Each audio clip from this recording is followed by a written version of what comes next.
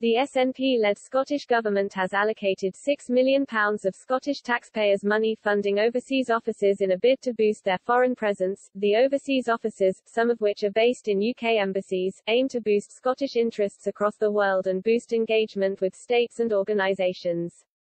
In a Scottish Government Freedom of Information request and budget data, ministers have allocated £5.94 million on the running of 7 offices in the 2021-22 financial year. However, the Scottish Government will spend the majority of its funding on the running of its Brussels office, where officials regularly liaise with EU bodies including the Commission. £2.31 million has been allocated for Scotland House Brussels, which has 17 employees. The Scottish Government has also allocated funding for the running of its other offices in Beijing, Paris, Dublin, Berlin and Ottawa, which are also branded as Scotland House.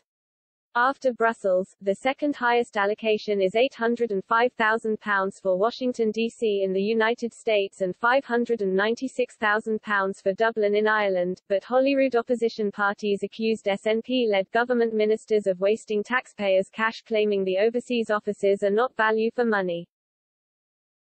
Stephen Kerr MSP, Scottish Conservative Chief Whip, said, the SNP government don't seem to be getting value for money for these overseas offices.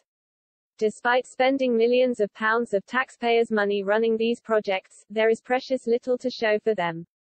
It's looking likely these trade offices are wasting more cash than they're creating for Scottish businesses. Sarah Boyack MSP, Scottish Labour spokesperson for External Affairs, said, it is important for Scotland to have good links with the rest of the world, but given the pressures of the pandemic, I would question whether this is the best or most strategic use of resources. No one doubts that Scotland can be a force for good in the world, but given our international development commitments to countries like Malawi, could this cash have been better spent helping secure access to vaccines and playing our part in the global recovery from the pandemic?